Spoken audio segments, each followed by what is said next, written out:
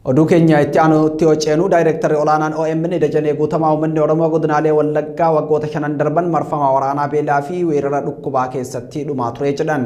Daayirektarri olaanaan dhaabbatichaa Dajanee Guutamaa kana kan jedhan sagantaa tamsaasa kallattii OMN dhimma uummata godinaalee Wallaggaa irratti mata duree balaa rifaasisaa Oromiyaa lixaaf falli maalii jedhuun qopheessa irratti yoo ta'u Oromiyaa dachee magariituu keessatti uummanni haala kanaan miidhamuun guddoo nagaddisiisee jedhan. OMN rakkoon kun sadarkaa kanarra osoo hin gahin gabaasaa turuu kan yaadachiisan obbo Dajanee Guutamaa gara fuulduraattis OMN rakkoo uummataa irratti hojjechuu itti fufa jedhanii jiru. Bal'inni oduu kana itti aanee dhiyaata. Waggoota 5 darban keessatti uummanni Oromoo godinaalee Wallaggaa rakkoo waraanaan beelaa fi dhukkubaatiin hoomaa turuu daayirektarri olaanaan OMN Dajanee Guutamaa himan. Sagantaa tamsaasa kallattii OMN sanbata darbe onkoloolessa 14 bara 2023 mata duree balaa rifaasisaa lixa Oromiyaatiif malli maalii jedhuun qopheessa irratti rakkoon uummanni keessa jiru qaamota garaagaraatiin ibsameetii jira. Bifa kanaan waggaa 5 darbe balballi itti cufame uummanni kun akka beela'uu fi akka dhibeedhaan akkanatti dhumu gochuun gaafa viidiyoodhaan argitu isa yeroo dheeraadhaan gabaasaa turre caala gaafa viidiyoodhaan argitu baay'ee si gaddisiisa. Nama dhalee beekutti dhugaadhumatti ilmoo 3 awwaalanii arfaffaadhaaf immoo isas awwaaluudhaaf boochi haati kuni hammamna akka nama gaddisiisu warri angorras jiru warri rakkoo kana hiikuu danda'u hundumtuu I think ilmoon qaba ilmoon isaanii tokko akkas taate tokko 4 miti 3 miti maaltu itti dhaga'ama kun baay'ee nama gaddisiisa. OMN biyya keessa jiraachuu baatullee akka dhaabbata biyya keessa jirutti rakkoo uummataa gabaasaa jiraachuu kan eeran daayirektarri olaanaan OMN Dajanee Guutamaa dhimmi beelaan waraanaa fi dhukkuba uummata godinaalee Wallagga lixaaf xaa jirus osoo hin hammaatin gabaasaa turre jedhan. Wayita OMN biyya alaa taa'ee rakkoo uummanni biyya keessaa irra jiru gabaasutti qondaalonni mootummaa fi miidiyaaleen mootummaa ajandaa biraa uumuun rakkoon uummata kanaas xiyyeeffannaa akka hin arganne taasisaa jiraachuus himaniitii jiru. OMN rakkoo kana dursee himaati ture.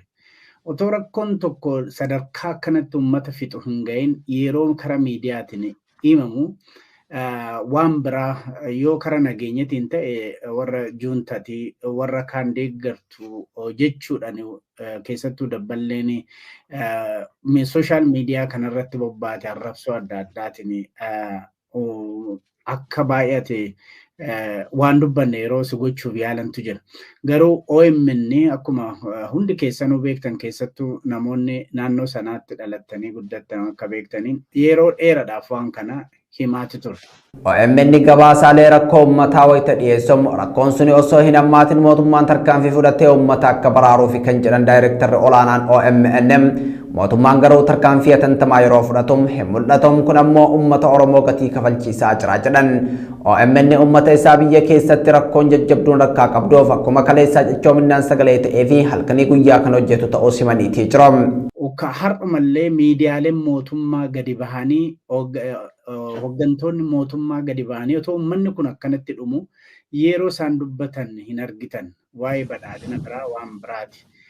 Waa gaariidha ayyaana adda addaa kabaju garuu shubbisa Finfinnee keessaa dhaabee namni gara beekitti yookiin Wallagga dhiyaatti gadi ilaalu hin jiru. Namootuma naannoo sana beekan illee dabalatee jechuudha. Kuni baay'ee nama gaddisiisa.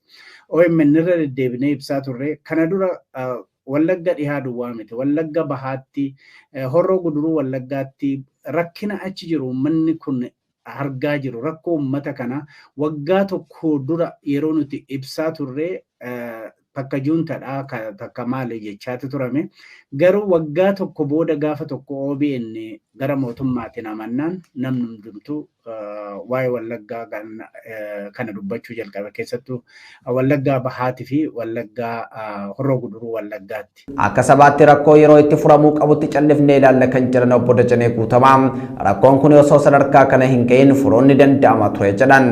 Haa ta'u malee hawaasa irraa jalqabee qaamolee mootummaa fi miti mootummaa xiyyeeffannaa laatuu dhabuurraa kan ka'e lubbuu uummataa qaalii dhabnee jirra jechuun ibsaniitii jiru. Uummanni Oromoo biyya keessaa fi biyya alaa akkasumas dhaabbilee mootummaa fi miti mootummaa rakkoo uummataan sadarkaa yaaddessaa irra osoo hin gahin furuuf haa hojjennu jechuun dhaamaniitii jiru. Uummata godinaalee Wallaggaatiif birmannaan akka taasifamus daayirektarri olaanaan OMN obbo Dajanee Guutamaa waamicha dhiyeessaniitii jiru.